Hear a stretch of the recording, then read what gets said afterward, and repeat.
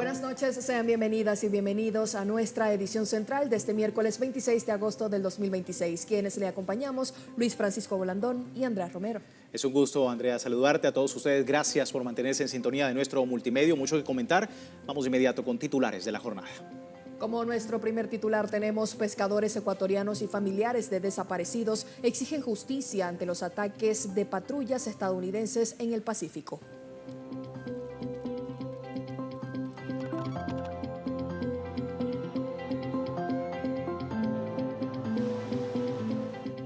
Incendios arrasan zonas rurales de Colombia mientras los ciudadanos en esas zonas devastadas denuncian el abandono estatal, exponiendo la indiferencia del gobierno de Abelardo del Espriella.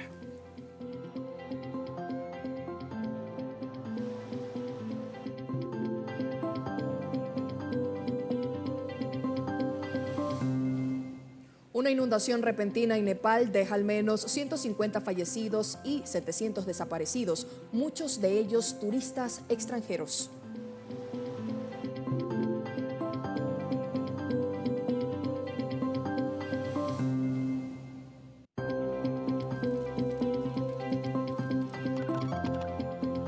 También más adelante en Enclave Mediática hablamos del presidente de Argentina, Javier Milei, y el ministro de Economía de ese país, Luis Caputo, que promovieron la creación de una ley para castigar judicialmente a periodistas que difundan información considerada inexacta por el gobierno argentino. Ampliamos más adelante.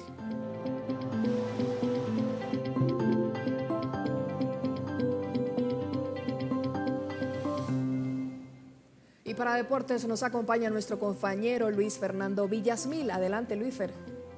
Hola, muchas gracias. Buenas noches, Luis. Buenas noches, Andreas. Y a propósito de la visita de la presidenta del Comité Olímpico Internacional, Christy Coventry, a Lima, Perú, para la semana del Pan Am Sport, la máxima rectora de este ente mundial sostuvo una reunión con la Comisión de Atletas de la entidad regional. Pero esta y otras informaciones más adelante en nuestro segmento deportivo. Y en el espacio de cultura le contaremos acerca de la Feria Internacional del Libro Panamá, una cita literaria que se desarrolla con una variada agenda cultural. Además, se debate el impacto de las plataformas digitales frente a los canales tradicionales. Revisamos detalles más adelante en nuestro segmento cultural.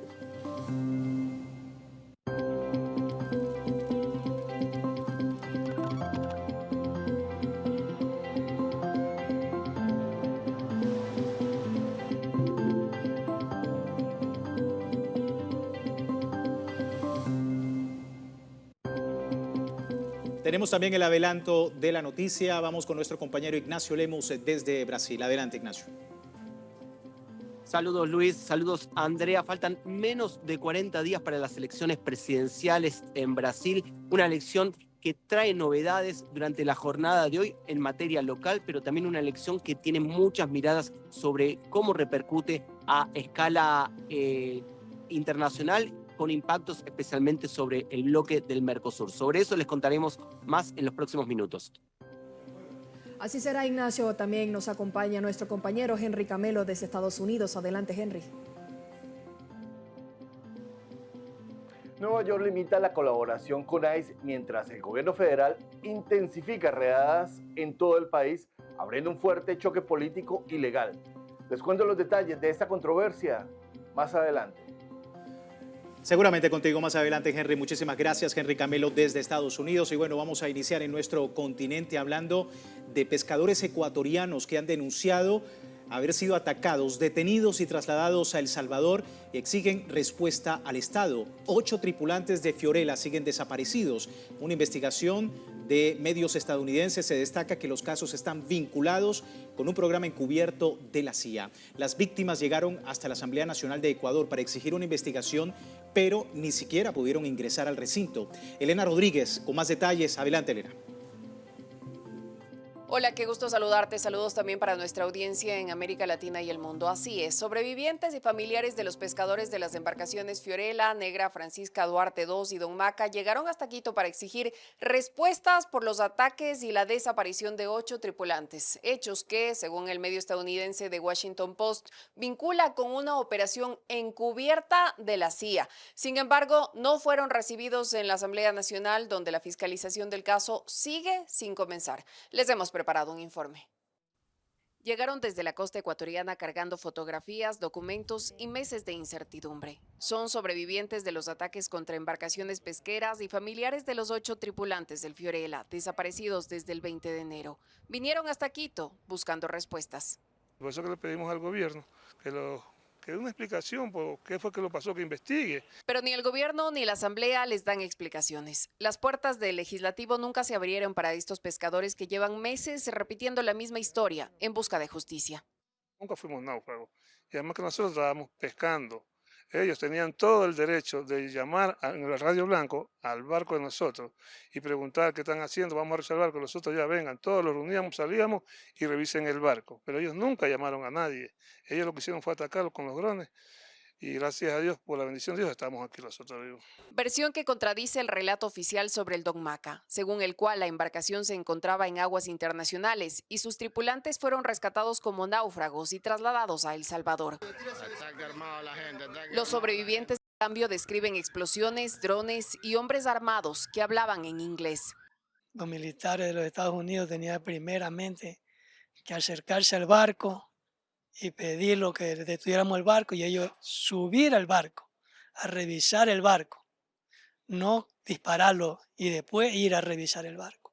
Explotó la cara, todo, como una onda, caí para atrás, inconsciente, de ahí ya busqué al mando del capitán, a lo que ya busqué al mando del capitán, ya viene la otra explosión, esa es la que ya me da inconsciente, me dañó el oído, este oído no tengo tímpano, la casi tengo, pero está perforado. Y la visión la había perdido un 90%. Si los sobrevivientes del Don Maca pueden contar lo ocurrido, 8 familias del Fiorella ni siquiera tienen esa certeza. La embarcación desapareció en el Pacífico con 8 de sus 10 tripulantes. Los otros 2 se encontraban en un bote auxiliar y aseguran que antes de perder contacto, observaron drones y un avión sobrevolando la zona. María reclama por su esposo y su hermano. Ambos constan entre los desaparecidos. Nosotros también estamos seguras que la patrulla mismo, porque dice que era la patrulla de Estados Unidos era la que andaba que les rodeaba a ellos. Y también estamos seguros que se los ha llevado y lo hayas entregado a la patrulla de El Salvador. Y yo lo que quiero, como dice la otra compañera, es que si los tengan en alguna cárcel o en alguna isla, o donde lo hayan ido a dejar, que se pongan en manos de su corazón y que ya los digan, que los devuelvan, porque ya son 8 meses sin saber nada de ellos.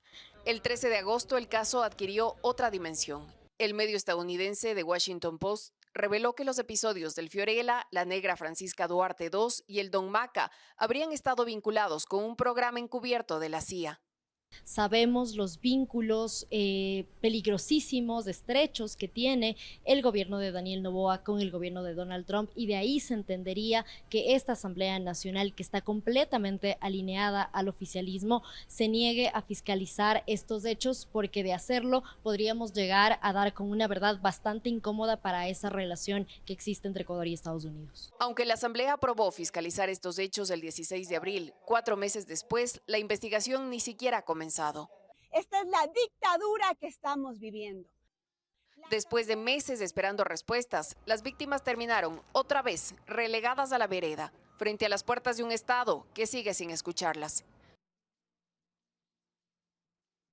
Nada más debemos agregar que Ecuador y Estados Unidos han ampliado su cooperación durante el gobierno de Daniel Noboa con acuerdos en seguridad, en defensa, lucha contra el narcotráfico, intercambio de información y también presencia de personal estadounidense. Convenios que, lejos de traducirse en mejoras frente a la violencia, hoy están atravesados por graves denuncias de posibles violaciones a los derechos humanos. En ese contexto, los tripulantes de la negra Francisca Duarte II confirmaron a Telesur que preparan una demanda contra Estados Unidos por el ataque sufrido en marzo. Hasta aquí el informe. Gracias a nuestra compañera Elena Rodríguez desde Ecuador. Ahora nos vamos hasta Colombia. Los incendios forestales devastan varias zonas rurales. Ante esta emergencia, la ciudadanía denuncia la falta de una respuesta rápida por parte de los gobiernos locales y nacionales. ¿Qué pasa con los incendios forestales en el país? Críticas a la tardía respuesta gubernamental. Nuestro compañero Hernán Tovar nos amplía los detalles. Gracias, un saludo para ustedes, para toda la teleaudiencia que nos ve a través de las pantallas de Telesur y por supuesto nos sigue a través de nuestra multiplataforma informativa. Son más de 20.000 hectáreas las que ya han sido arrasadas por las llamas. Diferentes factores, los analistas lo aseguran, que tiene que ver con el fenómeno del Niño, también con manos criminales, pero también con intereses desde algunos sectores que tienen, digámoslo, y valga la redundancia, intereses en esos territorios, además de la presencia de algunos países extranjeros también con esos intereses en algunos territorios. Se critica la falta de respuesta pronta y rápida por parte del gobierno nacional para atender esta situación, sobre todo cuando desde algunos territorios, departamentos como el del Tolima, ya a finales del mes de mayo se había advertido precisamente de la temporada seca y de la posibilidad de esas conflagraciones. Pues en el siguiente informe les documentamos a ustedes esos análisis y sobre todo lo que opinan los defensores de derechos humanos, los grupos de ambientalistas en relación a esta compleja y difícil situación que viven algunos territorios en Colombia. Desde hace algunas semanas, las llamas consumen vastas zonas forestales en diversos departamentos del país, que han afectado, según la Unidad de Gestión de Riesgo, más de 27.000 hectáreas, y en su más reciente balance persisten 18 incendios activos en los departamentos del Valle del Cauca, Cundinamarca y Nariño, con mayores afectaciones en el Tolima, Huila y Caldas, conflagraciones que en algunos departamentos se iniciaron desde el mes de mayo y la respuesta gubernamental a nivel local y nacional no ha sido oportuna y rápida, especialmente en el departamento del Tolima, donde los incendios se incrementaron según organizaciones de derechos humanos. El departamento del Tolima históricamente ha tenido diversos incendios para esta época, ¿sí? Y ya estaba advertida la gobernación departamental, las entidades locales, tanto el gobierno nacional, sobre la sistemática presentación de incendios que se están desarrollando en el departamento, ¿sí? No es nuevo que se estén presentando estos incendios, lo que es nuevo es que no haya un programa de prevención por parte de la gobernación departamental, de las autoridades locales y del gobierno nacional en que no se presenten estos incendios.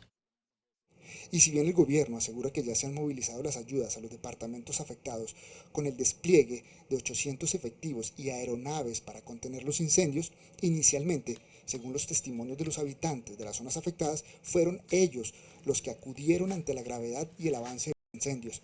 En el marco de esta acción se cuestiona las declaraciones del ministro del Interior, Rodrigo Lara, quien aseguró que detrás de los hechos había manos criminales, señalando integrantes de las disidencias de las antiguas FARC, lo que para algunos sectores del legislativo lo que hace es criminalizar y estigmatizar la ayuda que se presenta desde los territorios.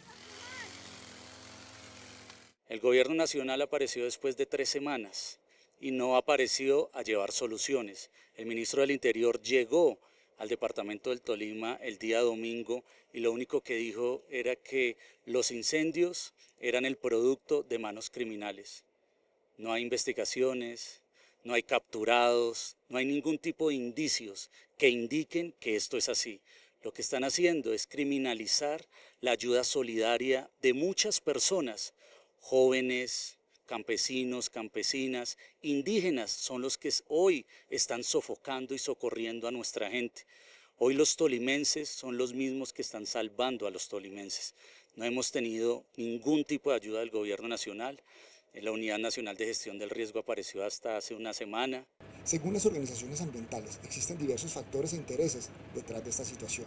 Estos van desde acciones criminales y la sequía, asociada al fenómeno del Niño, el cambio del uso del suelo, hasta la influencia de potencias extranjeras que buscan beneficios económicos, aprovechando la postura del nuevo gobierno frente a los Estados Unidos o Israel.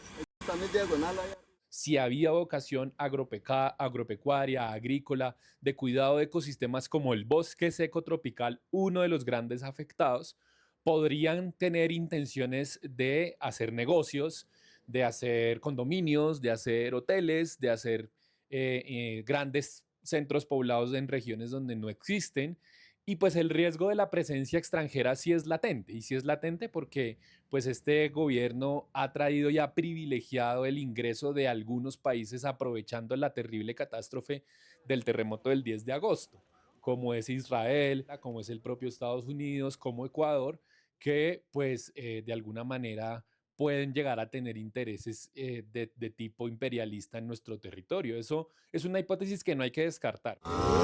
En medio de este contexto, en las últimas horas, el gobierno, a través del ministro del Interior Rodrigo Lara, confirmó que las autoridades capturaron a 2 personas que podrían estar relacionadas con la provocación de los incendios en el departamento del Tolima.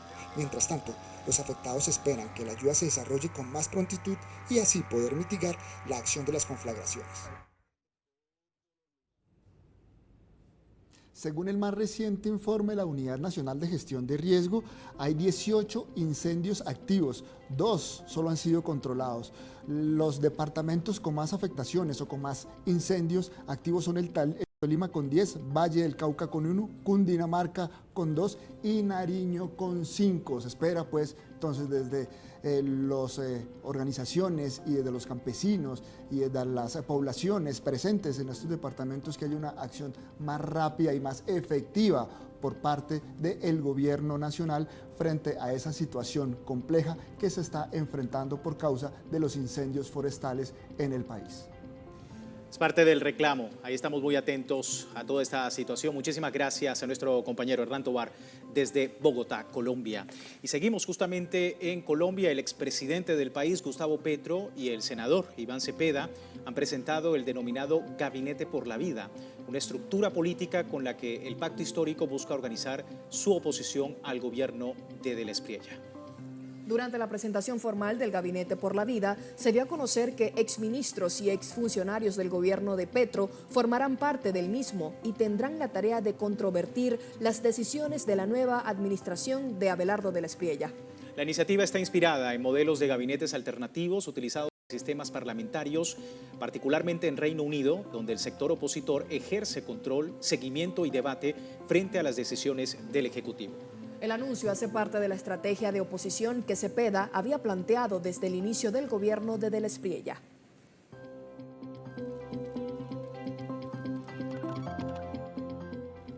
Este Gabinete por la Vida tiene la misión entonces, en ese contexto, de dar luz.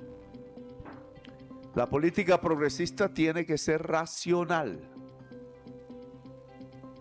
El que las campañas se hagan de manera irracional muchas veces, como nos dicen, apretando a la pasión, desatando la baja pasión, a través de la mentira el odio y a partir del odio el asesinato incluso, todo fascismo termina en un holocausto. Nosotros tenemos que levantar no solamente pasiones altas de la población, sino la razón, el porqué de la política, por qué tal política pública y no otra. Y esa razón tiene un elemento fundamental de filtro. Esta política sirve si genera vida. Esta política no sirve si genera muerte. Por su lado, el senador Iván Cepeda plantea que como movimiento político con influencia real, la oposición responsable, el Gabinete por la Vida, la bancada parlamentaria y una amplia alianza de fuerzas políticas y sociales deben actuar de manera coordinada. Como movimiento político con la mayor fuerza e influencia, asumimos la oposición con responsabilidad. El Gabinete por la Vida en conjunto y coordinación con nuestra bancada parlamentaria y una alianza amplia de fuerzas políticas y sociales no solamente señalará lo que está mal, sino que contribuirá para lo que debe venir en el país. Contribuirá a formular soluciones para la superación de la situación crítica generada por la conjunción de 2 desastres naturales que enfrenta el país actualmente. El desastre proveniente del terremoto del pasado 10 de agosto y el de la sequía prolongada que amenaza gravemente a poblaciones enteras bajo lo que se ha llamado el fenómeno del superniño. Asimismo, el senador por el Pacto Histórico Iván Cepeda denunció que se pretende aprovechar la tragedia de millones de compatriotas afectados por el terremoto del 10 de agosto para impulsar una agenda de restauración neoliberal. Escuchemos. Hemos visto cómo se pretende aprovechar la tragedia de millones de compatriotas damnificados por el terremoto del 10 de agosto para avanzar en una agenda de restauración neoliberal. Esta conducta, además de políticamente irresponsable, es profundamente inmoral. Corresponde a lo que se ha denominado el capitalismo del desastre, es decir, a la práctica mediante la cual las grandes crisis y el sufrimiento de los pueblos son convertidos en oportunidades para buscar jugosos y lucrativos negocios e imponer transformaciones que en condiciones normales encontrarían legítima resistencia social. Y a 2 meses del doblete sísmico en Venezuela, cuerpos de rescate, voluntarios, siguen recuperando los cuerpos de las víctimas para que sus familias les rindan el último adiós. Vamos a ver la historia con nuestra compañera Madeline García. La máquina terminó de remover el último residuo de concreto y justo allí se encontraba detrás de ese pedacito Jessica, de 46 años de edad. Todo se paralizó al verla. Una de las tareas es tratar de sacarlos con cuidado para entregar el cuerpo completo a sus familiares. Jessica es una de las últimas víctimas que faltaba por recuperar de la Torre C de los edificios Luisa Cáceres de Arismendi en Catialamar, una de las más de 800 estructuras que fueron afectadas por el doblete sísmico. La recuperación de más de 30 cuerpos se pudo lograr luego de la implosión controlada del edificio. Esto permitió que los rescatistas de Protección Civil, bomberos, Fuerza Armada y voluntarios que no se detienen pudieran llegar más fácil a donde quedaron atrapados debajo de los escombros. Todos los cuerpos son importantes en rescatar, en dar esa paz para ellos, para su familia, y en esa operación continuamos hasta rescatar el último cuerpo en todo este territorio que estamos actuando. Cada hallazgo es un cierre de ciclo. ¿Qué simboliza este momento cuando terminan de sacar una persona? Paz.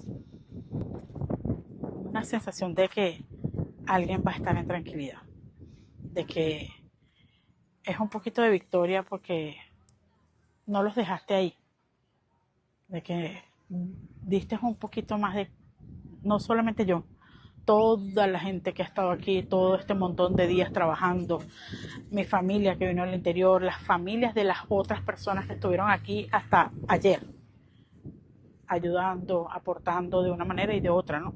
Cada quien se lleva un poquitico de paz, de esa paz de saber de que aportaste y diste lo mejor que pudiste para que esas personas no quedaran allí sepultadas.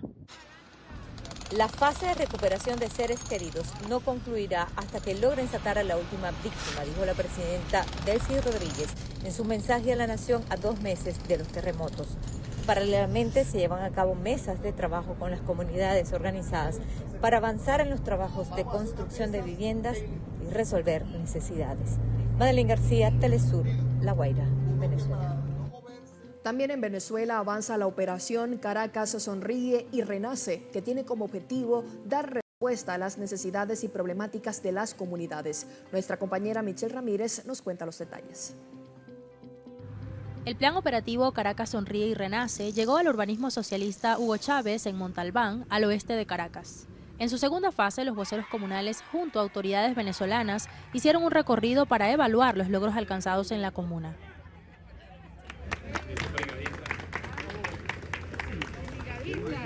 Caracas Sonríe y Renace se centra en las salas de autogobierno, donde escuchan al poder comunal mediante estas asambleas, conociendo sus necesidades y el avance en el plan de las 7 transformaciones. En esa segunda fase dijimos que vamos a hacer todo lo que es esta jornada, inaugurar obras, mostrar los logros de los compromisos asumidos de esta operación Caracas Sonríe, de la caravana de las soluciones, y ahora en esta etapa la hemos bautizado Caracas Sonríe y Renace.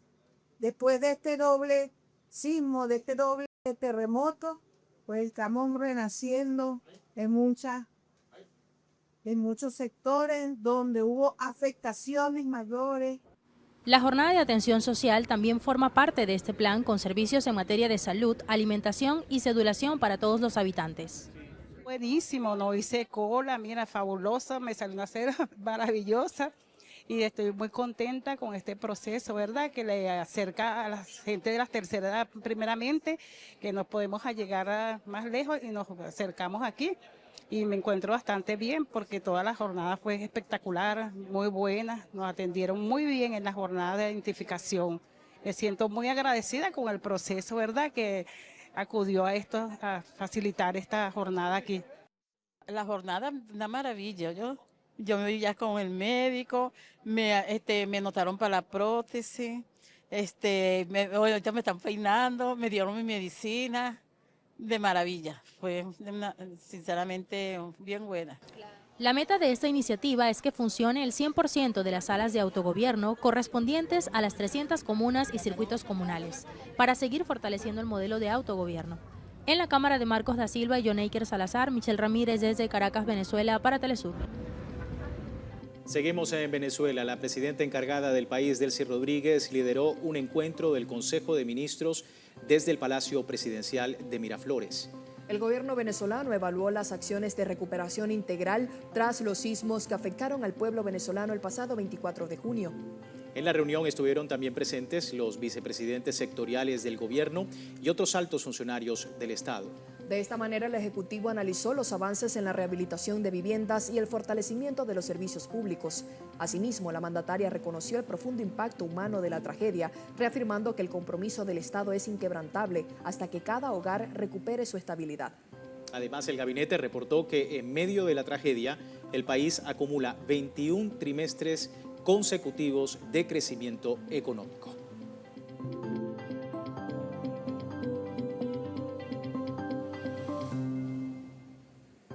Con esta información vamos a una breve pausa en nuestra edición central. Al regreso en Lima se sufre un invierno atípico con récords históricos en agosto.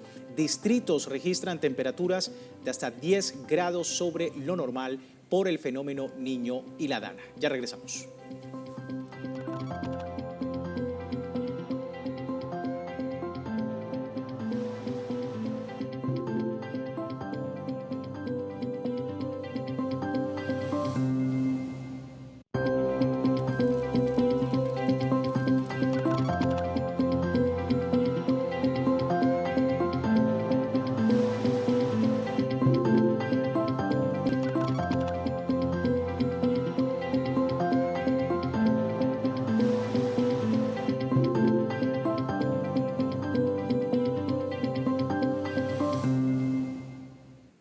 Gracias por continuar en sintonía de Edición Central. Avanzamos. En víspera de la elección presidencial brasileña, una serie de conflictos ponen en alerta la integración del Mercosur. Nuestro corresponsal, Ignacio Lemus, nos amplía la información. Adelante, Nacho.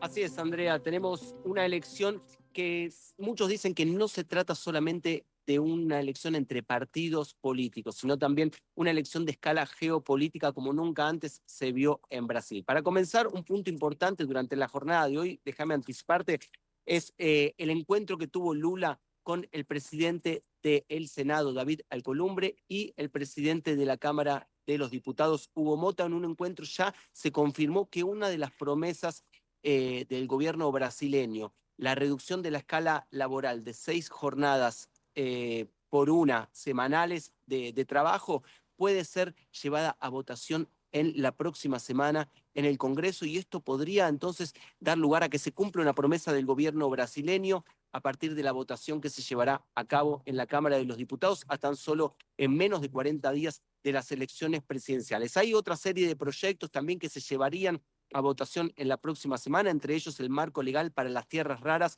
un punto que no solamente tiene que ver con las comunidades y la soberanía nacional, sino que que mueve intereses a escala global, porque Brasil tiene la segunda mayor reserva de tierras raras del planeta. Estados Unidos está de ojo en las tierras raras, en los minerales críticos de Brasil, para reducir su dependencia de China, y entonces esa votación tiene también clave geopolítica.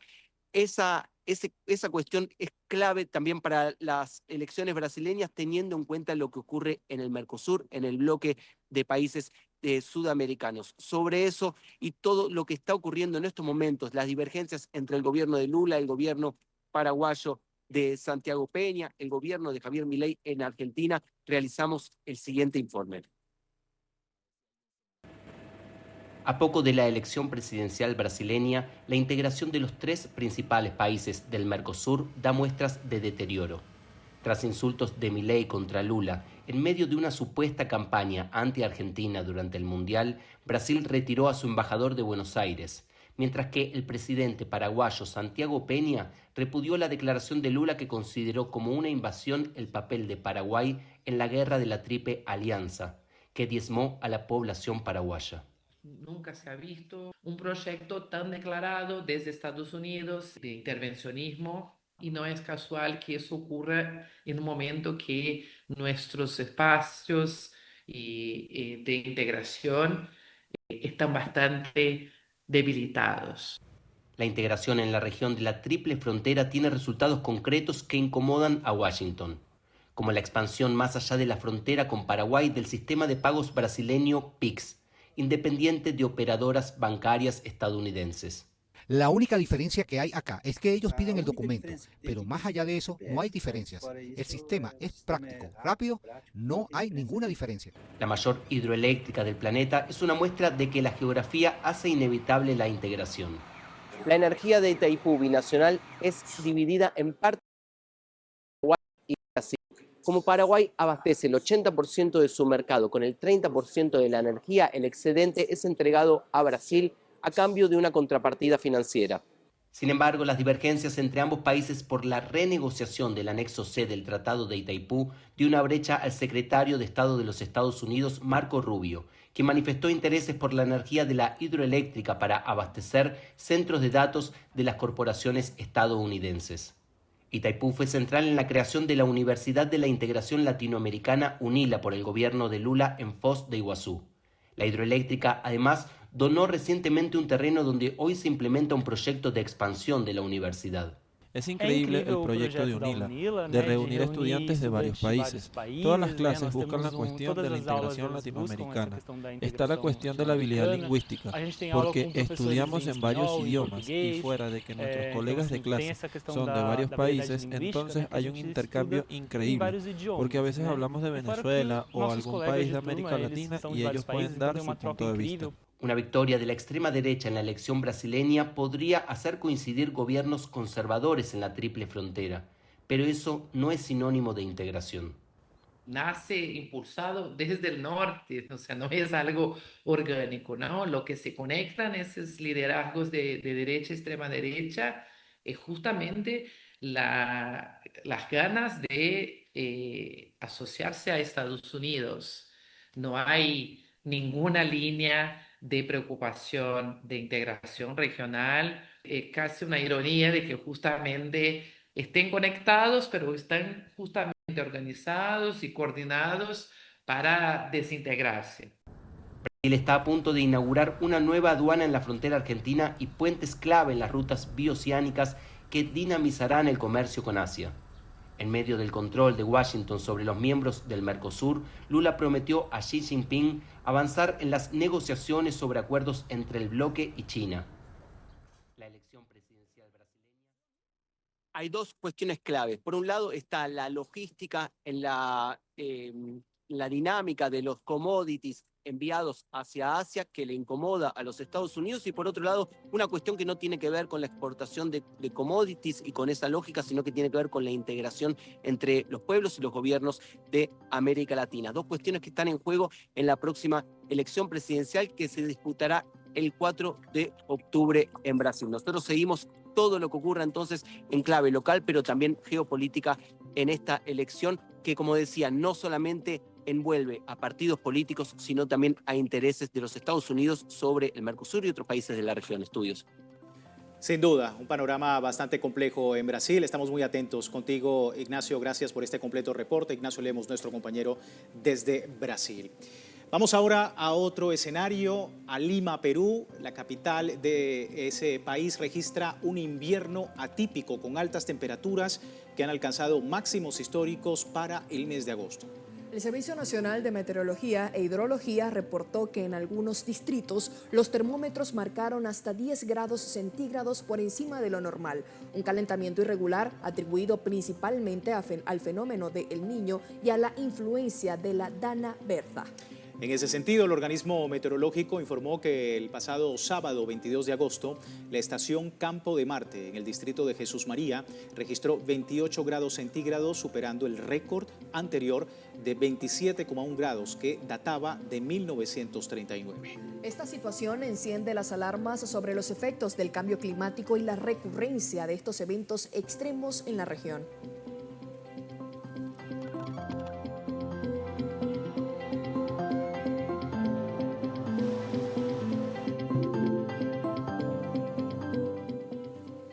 Autoridades en Bolivia reportaron que las nevadas han afectado a unas 121.730 familias en 6 departamentos del país. El temporal dejó 93.934 hectáreas de cultivos dañadas, 1.289 hectáreas completamente perdidas y al menos 25.269 damnificados. El gobierno hasta los momentos ha movilizado una respuesta que incluye el reparto de forraje, insumos veterinarios, ayuda humanitaria y un seguro agrícola que cubrirá 70.000 hectáreas en las zonas más afectadas. La crisis climática se suma a los desafíos económicos y sociales que enfrenta actualmente Bolivia.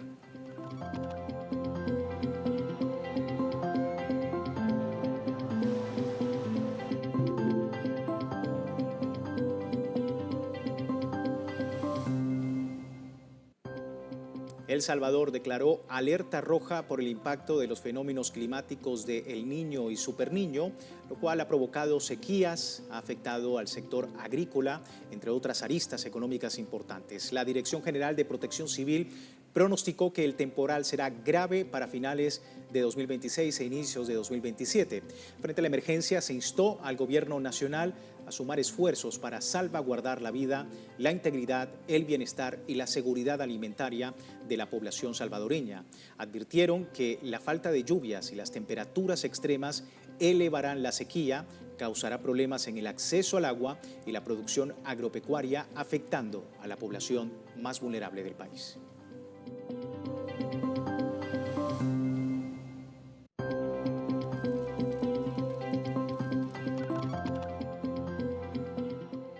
El gobierno de México presentará una iniciativa para prohibir la doble nacionalidad en la presidencia y gobernaturas a fin de evitar la injerencia extranjera.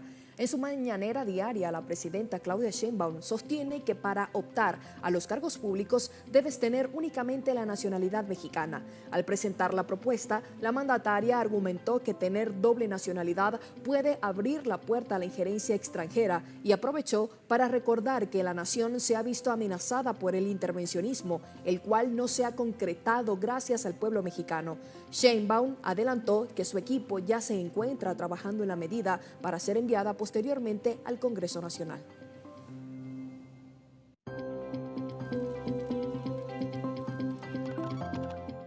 Yo creo que todas y todos los mexicanos estamos de acuerdo que para ser presidente de México, presidenta de México, pues solamente debe ser mexicano. Que para ser gobernadora o gobernador, porque ha habido gobernadores con doble nacionalidad, pues lo más importante es la defensa de la nación y la patria. Cuando tienes doble nacionalidad, pues ahí te identificas con dos naciones.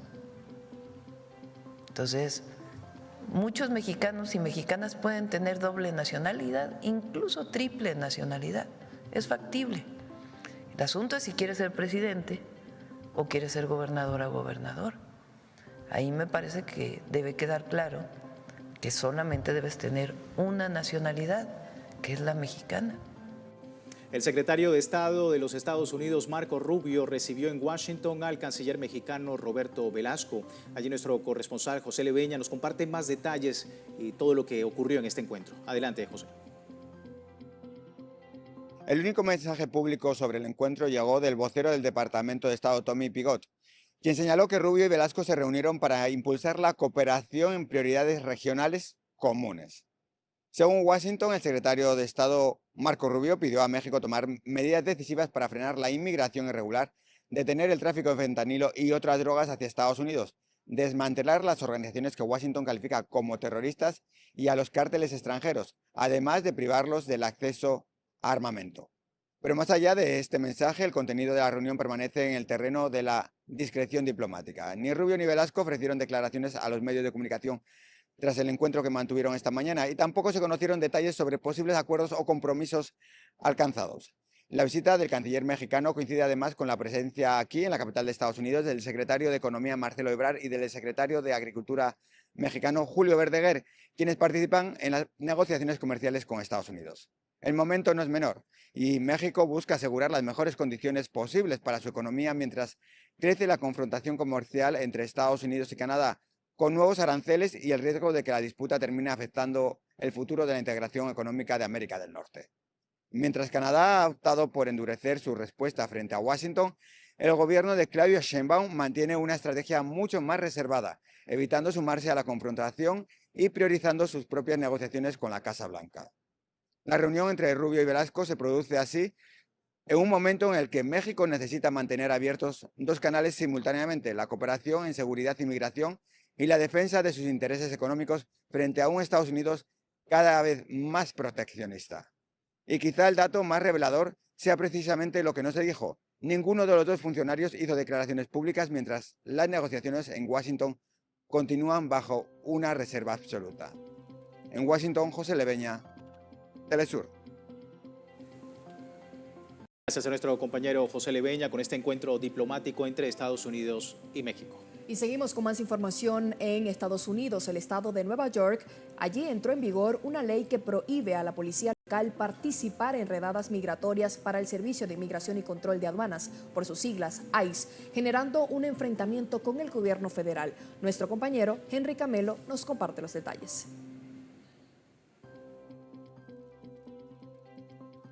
¿Qué tal? Saludos para ustedes y la teleaudiencia de Telesur. Mientras el gobierno federal intensifica las redadas migratorias en todo el país, Nueva York se mueve en sentido contrario.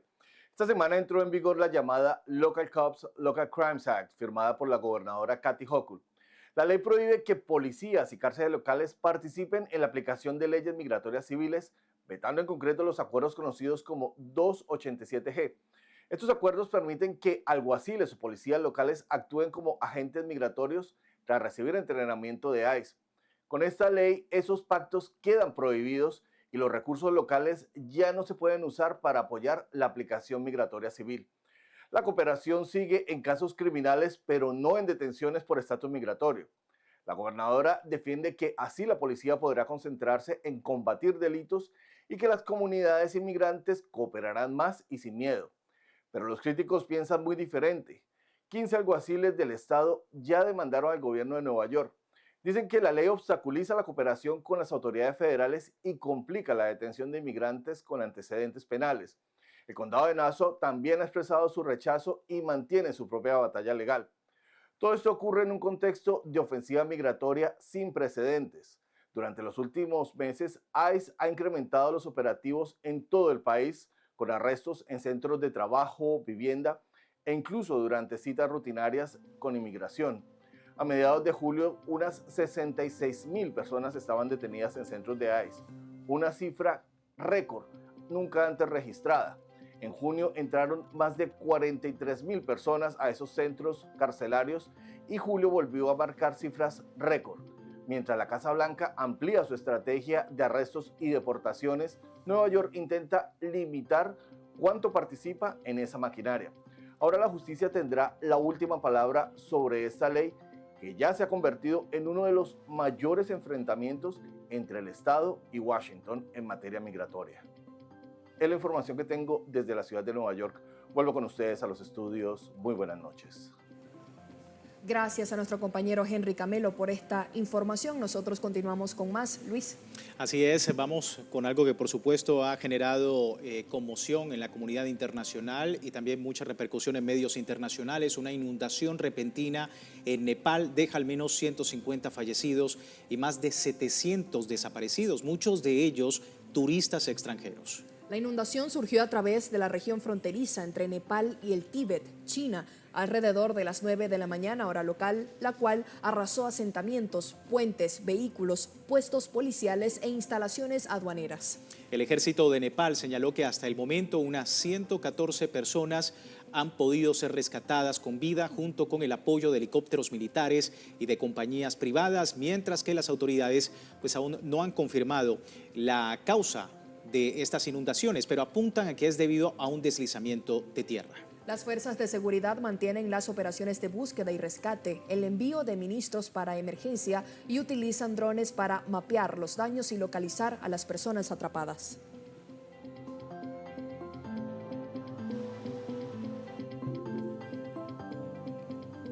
Y bueno, parte de los daños reportados por las autoridades de Nepal incluyen al menos 19 puentes y 40 kilómetros de carreteras arrasados, 13 proyectos hidroeléctricos en la región dañados, además, de acuerdo al informe inicial, más de 200 camiones arrastrados. Según los datos preliminares del Departamento de Carreteras, 35 puentes sobre el río Trishuli y sus afluentes han sido arrasados o gravemente dañados por estas inundaciones. Desde la Dirección de Administración de Desastres nepalí se informa que el número de víctimas totales no está claro por el momento, ya que se mantienen las fuerzas y brigadas de rescate y salvamento en la zona fronteriza afectada.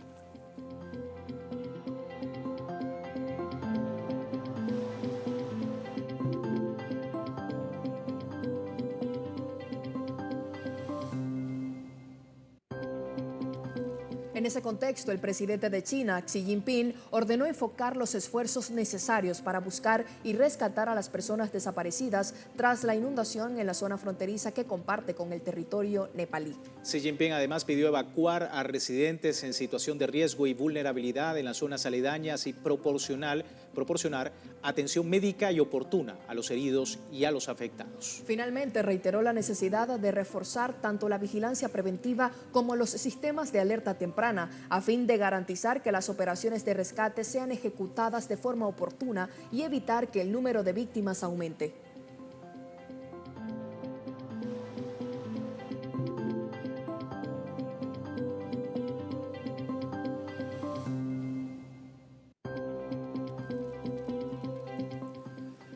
Bueno, en medio de toda esta situación, el presidente de Nepal, Ramchandra Paudel, lamentó la pérdida de vidas tras la catástrofe climática e instó a sumar esfuerzos desde los frentes políticos y sociales de forma conjunta para seguir salvando a los sobrevivientes. El mandatario nepalí publicó en la red social X lo siguiente: la noticia de la pérdida de vidas y propiedades causada por la repentina inundación en el río Botekoshi, que fluye a través de Rasuagua y Nuwakot, me ha entristecido profundamente.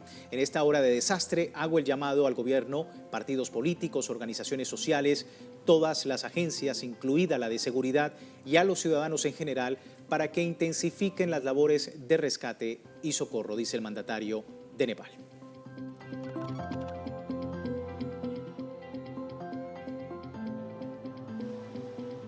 Por su parte, el primer ministro de India, Narendra Modi, expresó lo siguiente a través de la red social X. Hablé con el primer ministro Balendra Shah y transmití mis condolencias por la pérdida de vidas debido a las inundaciones en Nepal.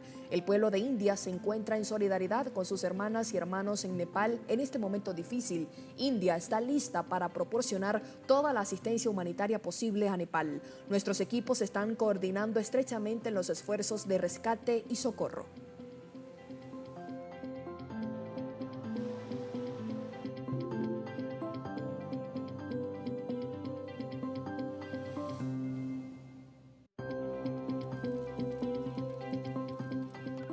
Nicaragua envió un mensaje de condolencias al gobierno de China tras la triada que afectó diversas comunidades en la zona fronteriza entre Tíbet y Nepal. A través de un comunicado, el gobierno dice lo siguiente: con gran tristeza hemos conocido de esta tragedia que enluta a centenares de familias en la región autónoma de Xizang.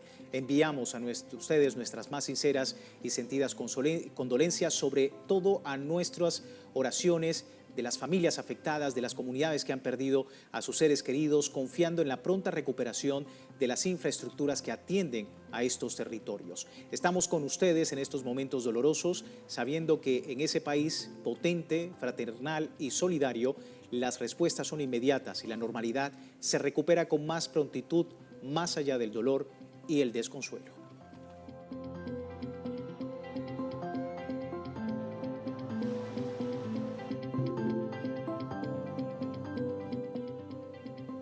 Y entre otras informaciones, nuevas movilizaciones populares en Ucrania denuncian los múltiples casos de corrupción en los que se está involucrado el gobierno de Volodymyr Zelensky, mientras desde Europa se suman voces que exigen el fin del financiamiento a Kiev. Desde Moscú, Odette Díaz nos trae la información. Nuevos casos de corrupción pululan en la cúpula gobernante de Kiev, sobre todo en los cargos más cercanos al presidente Volodymyr Zelensky, dejando al descubierto la falta de control y el quiebre político y económico de Ucrania en medio del conflicto con Rusia, que exige a diario más fondos financieros para sostener el ejército en la línea del frente, así como la industria militar atacada por las fuerzas rusas. La corrupción en tiempos de guerra no es solo un problema financiero, es una cuestión de nuestra capacidad para sobrevivir y vencer. Cada grivna que debería destinarse a la defensa debe destinarse a la defensa, y no a un bolsillo privado, ni a la influencia política, ni a apoyar los planes de alguien, ni a preservar la posición de otra persona. Debemos encontrar un mecanismo legal, seguro y realista que permita a Ucrania restablecer un proceso democrático pleno. El régimen de Kiev y su círculo parapolítico están sumamente fragmentados. Vemos que muchos individuos intentan sacar provecho de la situación. Algunos apelan a la democracia y a las normas democráticas, mientras que otros ni siquiera lo intentan. No solo las autoridades políticas destituidas de Ucrania o desde Rusia critican el entramado de corrupción de Kiev, también la población ucraniana desde las calles acusan a Zelensky de ser cómplice de esta situación. Vinimos a la protesta para que las autoridades nos escucharan. Queremos que los miembros del Parlamento nos escuchen y busquen las soluciones para que el país no se vaya al descalabro como consecuencia de la corrupción. Estamos aquí para entablar un diálogo con el gobierno. Queremos que se nombren personas responsables para los cargos ministeriales. Y queremos que haya un diálogo con el pueblo. Boba es un garante de la corrupción. Mientras esta realidad impera, el mandatario ucraniano presiona a sus socios occidentales para obtener más préstamos militares extranjeros, solicitud criticada por manifestantes en Londres, quienes exigen que el Reino Unido detenga la financiación a Kiev y dé prioridad a la sanidad, las escuelas y las carreteras. Necesitamos cubrir el déficit del ejército en la mayor medida posible. El volumen es grave. En el primer semestre del año, los gastos fueron significativamente mayores. Este es un nuevo desafío. Ahora necesitamos encontrar la financiación necesaria, financiación adicional. Simplemente diría que detengan toda la financiación a Ucrania. Y también, por favor, dejen de financiar a Israel y todas las guerras en el extranjero. Y por favor, den prioridad a nuestra sanidad, arreglen nuestras escuelas y nuestras carreteras, y asegúrense de que todo sea asequible porque, como saben, estamos llevando a nuestro país a la bancarrota. No hay ninguna posibilidad realista de que la OTAN gane esta guerra. No hay ninguna posibilidad realista de que Zelensky gane esta guerra. La denominada coalición de voluntarios se volvió a reunir recientemente y volvieron a poner sobre la mesa el tema de financiar las necesidades de Ucrania con los activos soberanos rusos que se encuentran congelados en la Unión Europea. Sin embargo, la realidad imperante da muestras de pocos indicios de que la cuestión vuelva a las negociaciones en el bloque comunitario europeo. Arián López y Odette Díaz Fumero, Telesur, Moscú, Rusia. Gracias a Odette por la información desde Rusia. Nosotros con ella vamos a una breve pausa y al regreso nuestra enclave mediática hablando de Argentina, porque el presidente Javier Milei y el ministro de Economía de ese país, Luis Caputo, han promovido la creación de una ley para castigar judicialmente a periodistas que difundan información considerada inexacta. ¿Qué dicen los medios de comunicación? ¿Qué dicen los titulares? Más adelante, en enclave mediática, no se retire.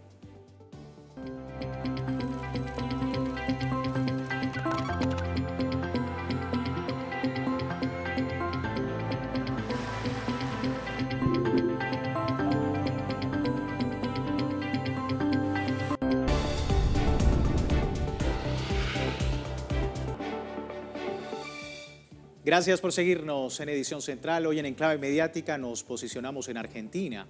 El presidente del país, Javier Milei, y el ministro de Economía, Luis Caputo, encabezaron lo que es considerado un nuevo ataque contra la prensa, al solicitar una ley que castigue a periodistas que publican, según sus palabras, información inexacta contra funcionarios del gobierno. Vamos a ver.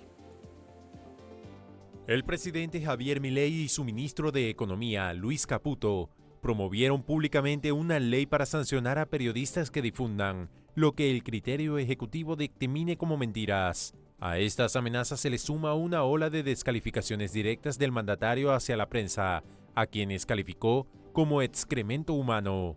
La propuesta surgió tras publicarse una acusación que vinculaba a Caputo con una firma privada beneficiada con el control de surtidores de combustible, tarea retirada previamente al Instituto Nacional de Tecnología Industrial. El ministro rechazó las acusaciones pidiendo la intervención judicial, sentenciando que necesitan una ley que castigue este tipo de conductas. Por su parte, Milei, a través de sus redes sociales, intensificó los agravios calificando reiteradamente a los periodistas con insultos y señaló que aquellos comunicadores que se disfrazan de periodistas pedirán perdón por haber mentido y operado con el tema morosidad, que según el gobierno consideran que existe una distorsión deliberada para perjudicar el rumbo del programa económico y desacreditar las cifras oficiales. La iniciativa y el lenguaje hostil del jefe de Estado y altos funcionarios de su gobierno han encendido las alertas de organizaciones gremiales y de derechos humanos, como el Foro de Periodismo Argentino, que denuncian un patrón de hostigamiento y estigmatización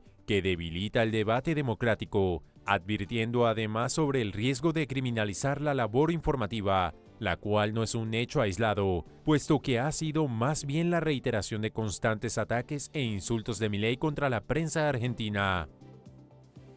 Vamos ahora con el repaso de los titulares a través de portales de noticias. Nuestra multiplataforma www.telesurtv.net encabeza el siguiente titular: Milei y Caputo piden ley para castigar a periodistas en Argentina. Y dice la redacción de los antecedentes de ataques directos del presidente Javier Milei a periodistas como el comunicador Marcelo Bonelli y algunos cronistas, descalificándolos de manera hostigante por cuestionar el rumbo macroeconómico, tildándolos de ser simios con micrófono. El portal nos señala además la agresión de la periodista Teresita, llamándola ignorante por formular una pregunta técnica, un hecho que derivó en una sanción y restricción judicial por parte del Juzgado de Violencia de Género local. Pasamos ahora con periodismo de izquierda en Argentina. Este medio resalta el siguiente titular: la mordaza avanza, Milei y Caputo quieren disciplinar al periodismo. Precisando este medio de comunicación que la agresividad discursiva de Milei y de su gabinete comienza a adquirir una dimensión institucional más preocupante. El pedido del ministro de Economía, Luis Caputo, para avanzar con una ley que sancione a periodistas implica pasar del ataque verbal a la búsqueda de mecanismos legales de disciplinamiento al periodismo. El medio resalta que mientras el presidente ataca a periodistas, trabajadores y medios de comunicación, su administración pues también están avanzando contra quienes se movilizan en rechazo a las políticas a través de la represión de las protestas y el uso del aparato judicial en un intento de reducir los márgenes para la protesta y la crítica social. Y despedimos este bloque con prensa digital de Página 12, también de Argentina, con el encabezado de la siguiente manera: la mordaza avanza y la libertad retrocede, donde se resume allí el análisis del especialista en comunicación Martín Becerra, quien ha explicado que algunos líderes políticos de la derecha mundial como Donald Trump en Estados Unidos o Nayib Bukele en El Salvador han disparado contra la prensa también en momentos de tensión social por los fracasos de las respectivas gestiones de gobierno. Delegan responsabilidad en un tercero como periodistas notorios, actores investidos de poder a los ojos de la opinión pública. Y en ese sentido, Becerra afirma que los altos funcionarios dispersan el foco de forma estratégica para no tomar cargo sobre el malestar social actual que tras más de 2 años y medio de gestión son responsabilidad del gobierno nacional.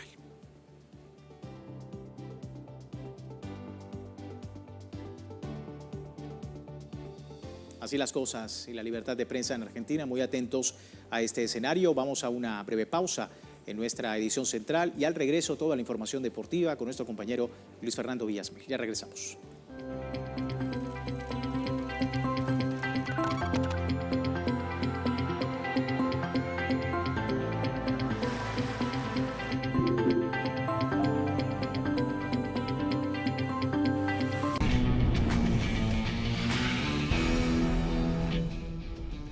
Bienvenidos, damas y caballeros, a nuestro segmento deportivo acá en Edición Central. Comenzamos con la presidenta del Comité Olímpico Internacional, Christy Coventry, que se reunió en Lima con la Comisión de Atletas de Pan Am Sports en un encuentro que reafirmó el respaldo del movimiento olímpico a los deportistas de este continente. Así que durante su visita a Lima, Perú, la presidenta del Comité Olímpico Internacional sostuvo un encuentro estratégico con los integrantes de la Comisión de Atletas de Pan Am Sport, poniendo a los deportistas como el eje central de esta agenda. Esta reunión representó un espacio clave para consolidar los lazos de cooperación e intercambio entre el máximo organismo olímpico mundial y la representación deportiva de las Américas, reafirmando de forma contundente el compromiso institucional de acompañar, respaldar y fortalecer el desarrollo integral de los atletas en todo el continente.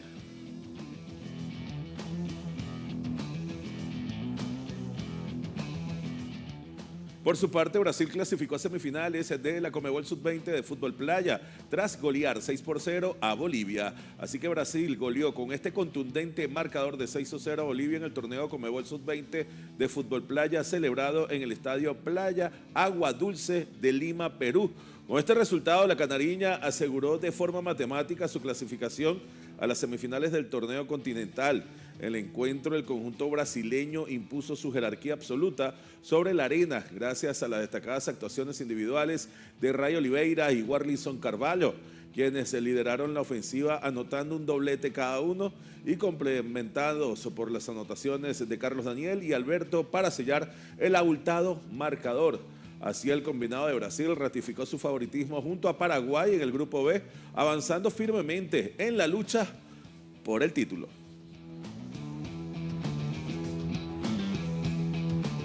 Y en otros resultados de la jornada de este miércoles en el Sudamericano Sub-20 de fútbol playa, tenemos que Uruguay cayó ante Paraguay, 1-5. Chile le ganó a Argentina 4-3 y finalmente Colombia goleó a Perú 10-2.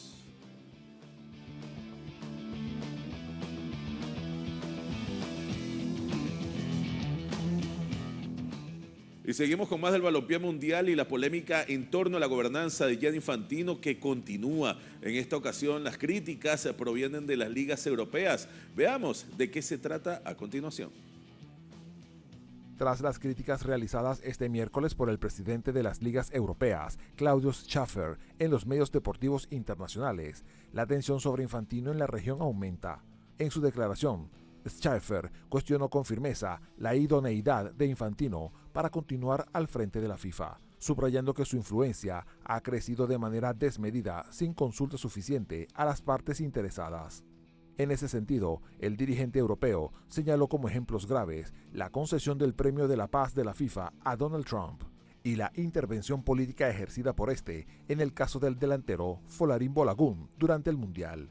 Episodios que, según Schaffer, ponen en duda la integridad del deporte. Por ello, el Ejecutivo Europeo afirmó que no hay futuro para Infantino en la FIFA, reclamando profundas reformas en la estructura de gobierno, las cuales únicamente serían posibles con otro presidente. Y el reloj marca el tiempo para la inmortalidad. Y hablamos de Roger Federer, el hombre que redefinió la elegancia en una cancha de tenis, que ya se prepara su coronación definitiva, su ingreso al Gran Salón de la Fama del Deporte Blanco Internacional en Newport, Rhode Island. Veamos. Como parte de la clase de 2026, Su Majestad Roger Federer será honrado en su primer año de elegibilidad tras una carrera que desafió los límites, donde consiguió 20 títulos de Grand Slam, 103 torneos ganados y 310 semanas como número 1 del mundo. Federer no solo dominó el circuito, sino que lo elevó a la categoría de arte y fue galardonado repetidamente por su deportividad.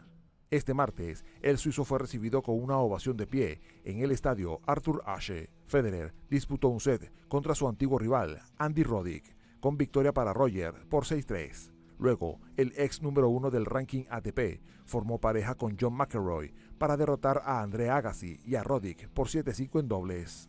Hay que recordar que Federer compitió en el Grand Slam estadounidense por última vez en 2019.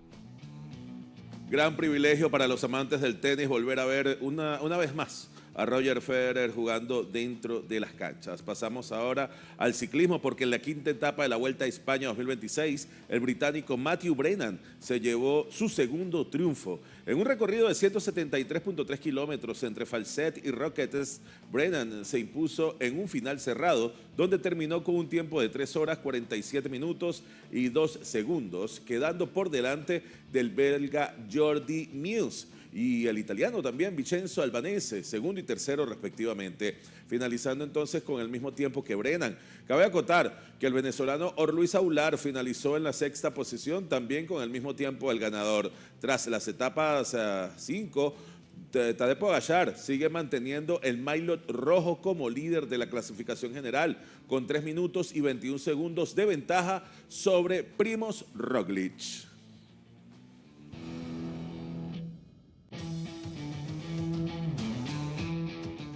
Tenemos que la selección femenina de boxeo de Venezuela definió su equipo estelar para los próximos Juegos Suramericanos de Santa Fe.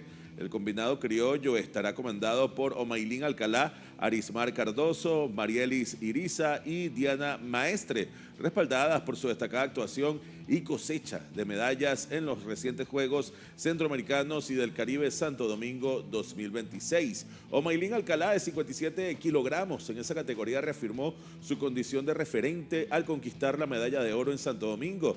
Marielis Iriza, en la categoría de 75 kilogramos, mostró su potencia y técnica sobre el cuadrilátero para llevarse la presea dorada.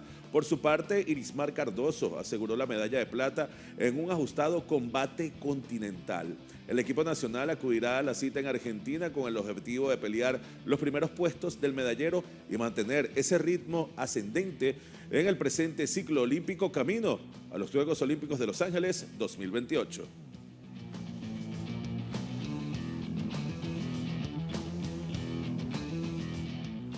Y logrando un triunfo clave en el Mundial de Béisbol Femenino, las venezolanas derrotaron a las anfitrionas de China Taipei en un partido decisivo que mantiene vivas las aspiraciones clasificatorias para las suramericanas.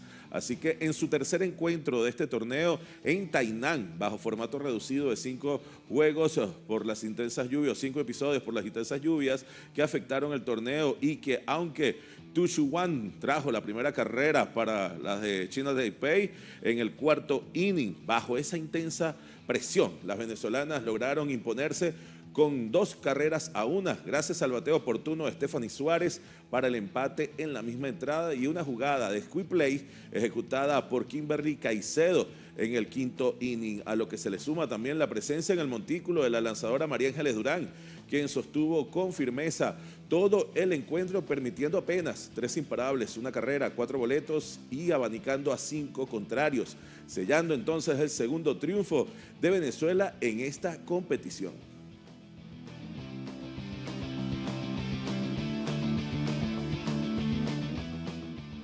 Así que Venezuela se mantiene firme en este torneo con 2 victorias, 1 derrota. Esa única derrota fue ante Japón, pero le quedan 2 encuentros más. A hora venezolana, 3 de la mañana, este jueves ante Filipinas y 7 de la mañana ante la selección de Cuba. Cachorros de Cuba se estará enfrentando entonces las chicas de Venezuela. Hasta aquí, damas y caballeros, hemos culminado nuestro segmento deportivo. Vamos a una breve pausa en edición central y ya regresamos con más información de cultura.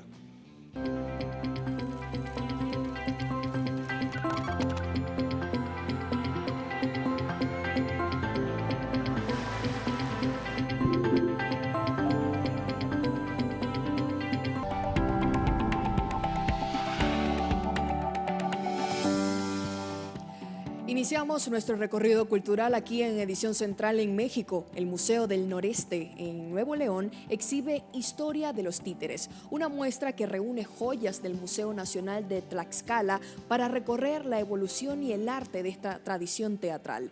El recinto patrimonial presenta desde hoy miércoles hasta el 14 de febrero del 2027 la exposición Historia de los Títeres, un considerable inventario de objetos de diversas manifestaciones del género traídas desde Tlaxcala para invitar al público a descubrir su extenso arsenal de obras. A través de figuras icónicas y escenarios en miniatura, el recorrido revela cómo estos personajes han dado vida al teatro popular a lo largo de los siglos.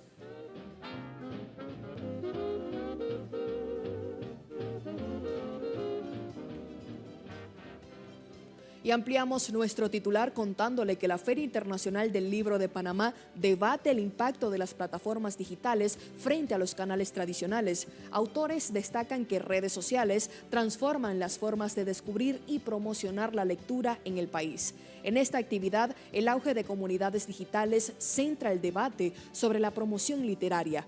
Estas plataformas han impulsado el interés juvenil y viralizado obras de autores independientes. Sin embargo, escritores advierten que la popularidad en redes no debe sustituir el criterio ni la calidad narrativa, señalando que el verdadero reto radica en transformar un impacto viral en un hábito lector constante. Con más de 600 actividades, esta feria reafirma que las redes deben complementar y no reemplazar el papel de librerías, bibliotecas y educadores en la formación de lectores.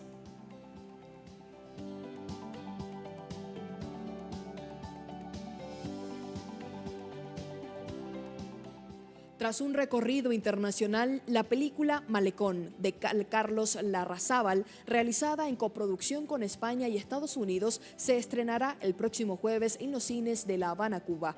El Instituto Cubano del Arte e Industrias Cinematográficos realizó el anuncio. Definida como una historia de amor, amistad y aceptación, la cinta sigue a Elvis, un joven que al salir de prisión tras defender a su madre, debe enfrentar las complejas realidades de su entorno. El film se grabó completamente en La Habana y el largometraje aborda la migración y el arraigo desde diversas perspectivas. Tras participar en prestigiosos certámenes internacionales como el Festival de Cine de Miami y del Mar del Plata, la película continuará su recorrido en el Festival de Sevilla en el próximo mes de noviembre.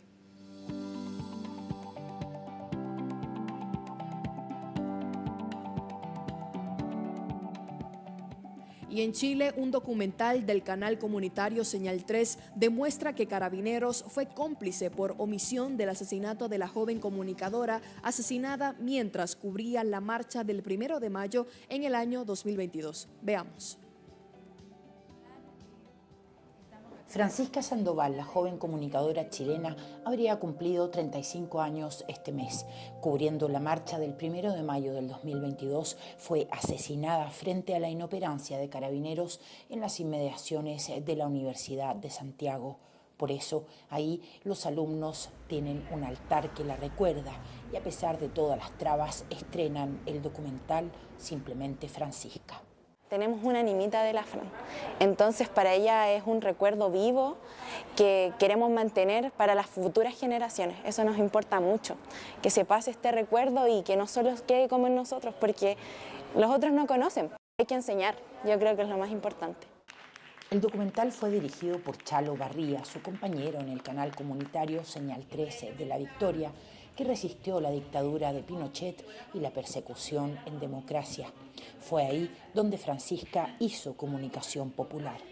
Lo más importante es que su muerte no haya sido en vano, que mostrar quién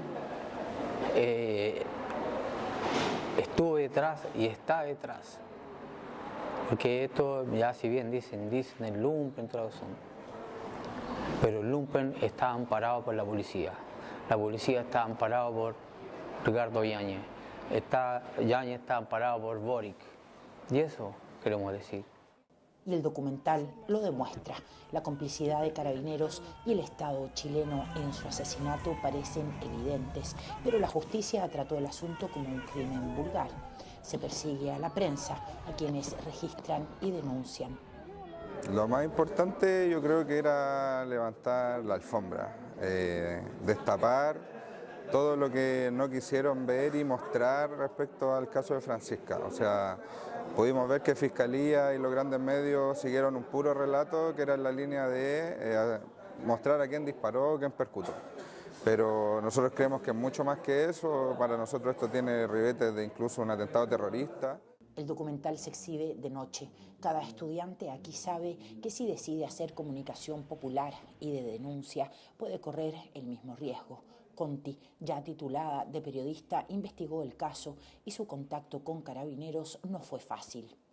Lo que ellos dicen en la investigación interna es que una persona de la manifestación que fue la persona que se le acercó, andaba con un arma, pero ellos dicen que no vieron el arma y muy amablemente se les acerca y les dice que si por favor los pueden ayudar porque le quieren saquear los locales. No se hacen cargo de que sabían que efectivamente estaban disparando y que era su responsabilidad retenerlos. Que no se le haya tomado ese peso es súper riesgoso para el derecho a la comunicación y a la libertad de expresión. Francisca es la primera comunicadora asesinada en democracia y aunque su caso dio vuelta al mundo, en Chile se trata de delincuencia común.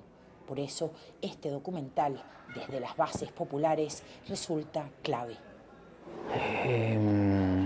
Hay gente que es mala y le ha hecho daño. Y bueno, nos hizo daño a nosotros y nos sigue haciendo daño y estamos tratando de cuidarnos. En colectivo, no parece haber otra fórmula. Italo Retamal y Paola Dragnik, Telesur, Chile. La banda santiaguina Los Sin Retornos presenta Rubicón, su esperado quinto álbum en formato cuarteto tras 7 años de silencio musical. Con más de 2 décadas de trayectoria en la escena musical de Santiago, la agrupación transita entre el punk y el post-rock, explorando profundas reflexiones sobre la madurez. La producción, lanzada tras 7 años de silencio discográfico y anticipada por el sencillo La Solución, reúne 12 canciones que oscilan entre la inmediatez del punk y la emotividad del post-rock.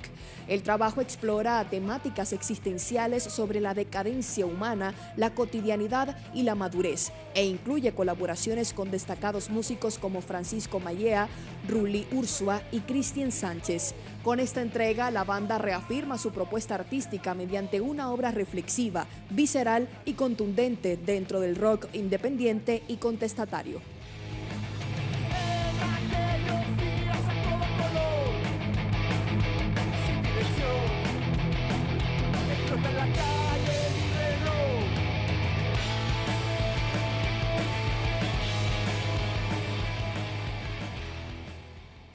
Hoy también informamos que el mundo artístico se encuentra de luto tras el fallecimiento del destacado pintor, escultor y escritor palestino Slimán Mansur a los 79 años de edad.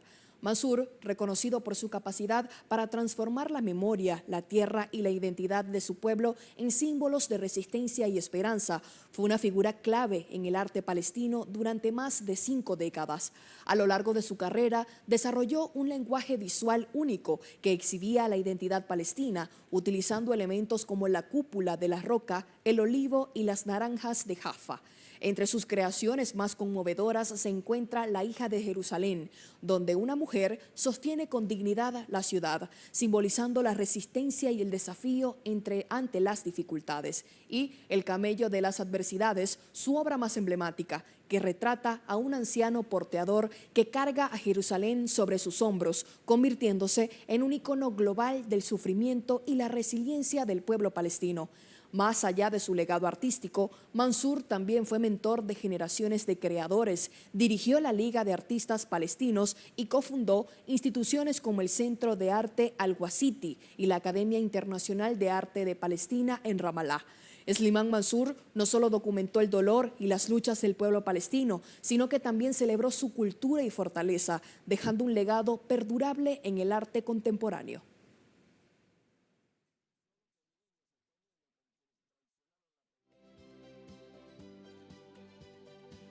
El músico uruguayo Rubén Rada, pionero de la música popular, falleció este miércoles a los 83 años de edad.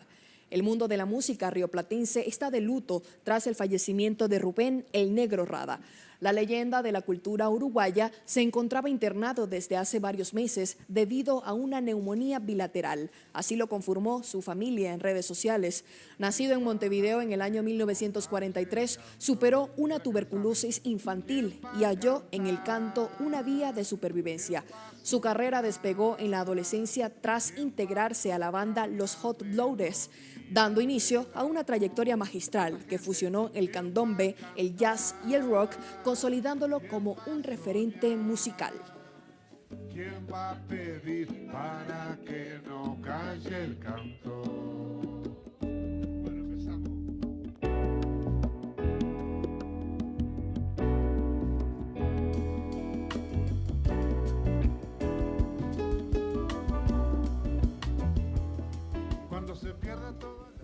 Y con esta información en materia cultural finalizamos la presente entrega de Edición Central. Gracias por acompañarnos. La invitación es a que se mantenga en sintonía de nuestra multiplataforma. Soy Andrea Romero. Que tenga buenas noches. Será hasta la próxima.